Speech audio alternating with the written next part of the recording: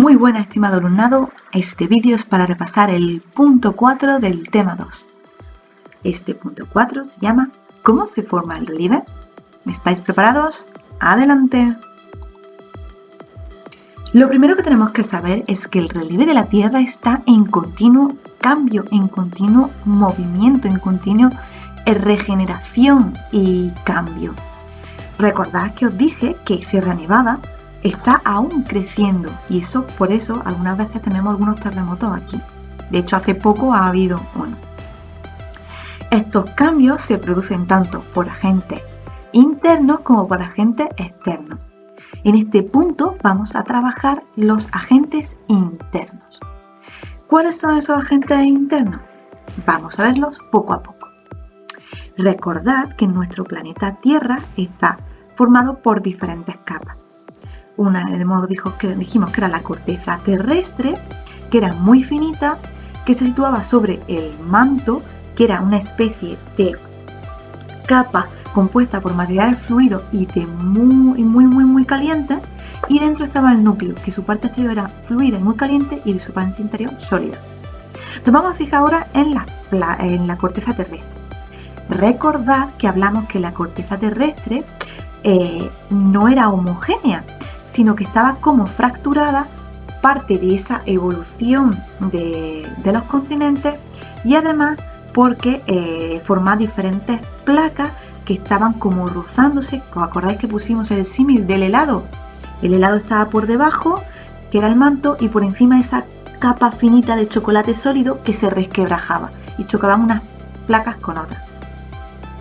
Pues esa corteza terrestre está en continuo cambio, y esos cambios esas placas originan pliegues y fallas. Los choques de las placas tectónicas o placas litosféricas provocan deformaciones de la corteza terrestre. Esas deformaciones son lo que llamamos relieve. Pero esas deformaciones pueden ser de dos tipos. Si los materiales que se están deformando, o sea, la tierra que se está deformando, es muy blanda y flexible, formarán pliegues. Pero sin embargo, los materiales de la Tierra que se están deformando son muy duros y rígidos, se forman fallas.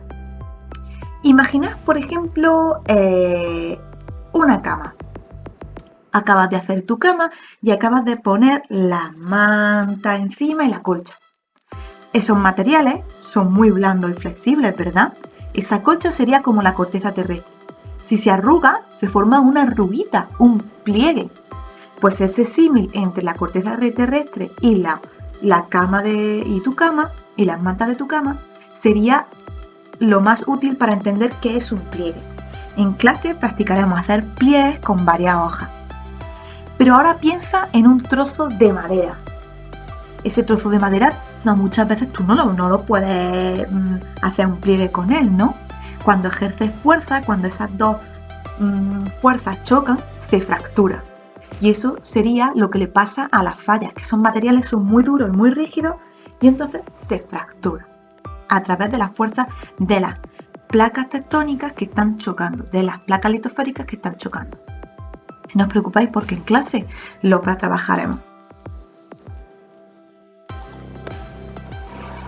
Bueno, pues ahora vamos a ver cómo esos pliegues y esas fallas que han tenido lugar por el choque de las placas tectónicas o placas litosféricas dan lugar a unos agentes, a unos supuestos, a unos tipos de relieves muy concretos y muy interesantes. Lo primero que vamos a estudiar son los volcanes. Recordad que hablamos que el manto está compuesto por unos materiales fluidos que están a altísimas temperaturas. Algunas veces esos materiales fluidos ascienden a la corteza terrestre a través de esas fracturas que hemos dicho que se producen al chocar las capas tectónicas, fracturas o pliegues. Y eso es lo que da lugar a una erupción volcánica. Ese componente fluido, que recibe el nombre de magma, sale al exterior y asciende por la chimenea volcánica. Se le llama chimenea por similitud a las chimeneas que tenemos en casa. El tubo ese largo por el que asciende el humo en nuestras casas, pues le han puesto el mismo nombre a ese tubo largo de tierra por el que asciende el magma. Y el primer lugar por el que sale el magma al exterior es el cráter. Junto con el magma, que ya en el exterior se llama lava, salen otro tipo de materiales. Los piroclastos son como una especie de materiales más sólidos, muy calientes, que son arrastrados por el propio magma desde el interior. Y además salen cenizas y humo que son igualmente peligrosos que la lava, ya que crean unas nubes tóxicas que pueden ser muy peligrosas.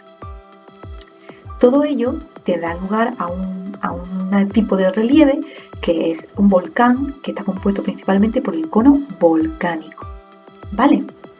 En este punto tenéis algo muy curioso aquí abajo en la esquina inferior derecha, pone teaching.com y pone un número. ¿Vale? Si le dais ahí, se abrirá un vídeo de la National Geographic muy interesante sobre los volcanes. Yo sé que a muchos estáis interesados en este tipo de accidentes geográficos y cómo afectan a la humanidad. En este vídeo os cuenta cómo estos volcanes son sumamente poderosos, pero además nos dan muchísima información sobre cómo es nuestro planeta y cómo está compuesto. En este vídeo además os habla de cómo el ser humano tiene que convivir con esa gran cantidad de volcanes que hay en nuestro planeta. Veis, aquí habla tanto de las capas tectónicas como de la composición de la Tierra. Está en inglés, pero no os preocupéis porque es muy fácil de entender. Además está subtitulado. ¿No veis? Aquí indica cómo se escapa esos materiales que están en el interior del manto, y aquí habla de cuántos volcanes activos hay actualmente. Una cosa muy interesante del que habla en este punto es del anillo de fuego, que son todos esos volcanes que se encuentran alrededor de esa corteza terrestre, esa placa que hay ahí, que es la placa del Océano Pacífico. Así que os aconsejo que veáis este vídeo porque sé que os va a encantar. Así que, volcanes, finiquitado. Ahora pasamos a los terremotos y a los maremotos, que son dos tipologías de movimiento y de choque de las placas tectónicas, ¿vale? Lo primero que vamos a ver son los terremotos, también llamados seísmos. Son los movimientos que se producen por el choque o fricción de las diferentes placas tectónicas. También se pueden producir estos terremotos por la acción de volcanes o las fallas, las fracturas. ¿Veis? Aquí tenemos una representación de un terremoto.